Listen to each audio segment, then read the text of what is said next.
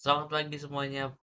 Perkenalkan, nama saya Nivenus Lianto dari kelas H. Hari ini saya akan membahas tentang kasus hak desain dan juga kasus hak paten yang ada di dunia ini. Jadi langsung aja kita bahas kasus yang pertama.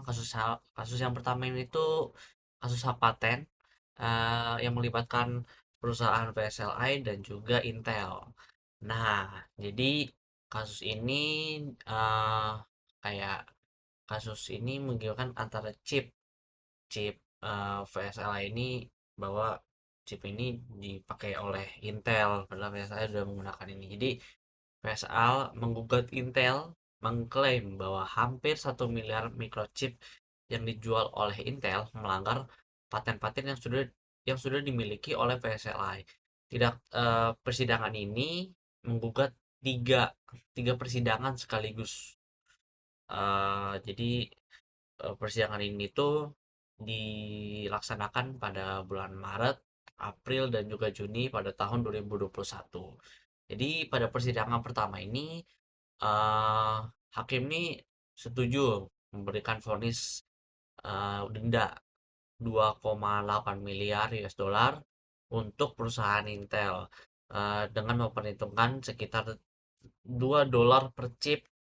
Pada chip kemungkinan dijual seharga 200 US dollar atau kurang per chip berdasarkan perkiraan pihak ketiga. Nah, putusan ini jadi denda paten terbesar kedua yang pernah ada dalam sejarah Amerika Serikat. Intel meminta waktu 1 bulan untuk memberikan dendanya ini. Nah, lanjut 1 bulan kemudian pada persidangan kedua, Intel ini lolos nih dari gugatan VSLI yang meminta 3,1 miliar karena pengacara Intel ini berhasil bahwa meyakinkan kalau prosesor yang mereka buat ini tuh murni hasil ciptaan dari para ilmuwan Intel yang telah bekerja pada puluhan tahun. Nah, lanjut kita membahas tentang persidangan ketiga. Eh, jadi persidangan tiga ini pada bulan Juni 2021 dengan tuntutan 2 miliar. eh jadi ternyata diundur lagi nih hingga bulan Desember. Jadi kasus ini tuh masih bisa dibilang eh ya masih tanda tanya lah, belum ada kepastian sampai sekarang. Nah, jadi untuk hak paten ini tuh, mm, hak paten di Indonesia ini ada hukumnya. Hukumnya itu diatur oleh Undang-Undang Nomor 13 pada tahun 2016 tentang paten, UU Paten.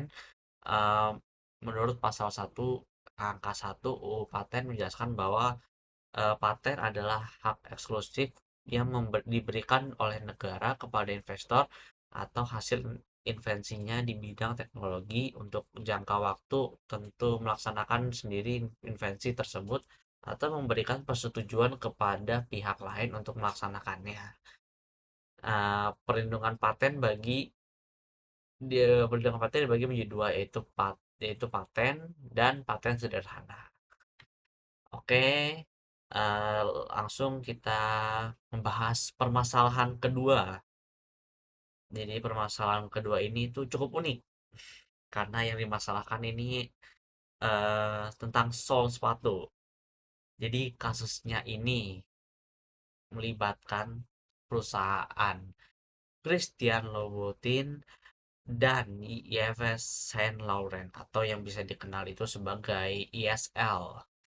Nah, eh jadi Christian Louboutin ini dikenal luas dengan desain sol sepatu yang berwarna merah. Jadi udah ciri khasnya mereka.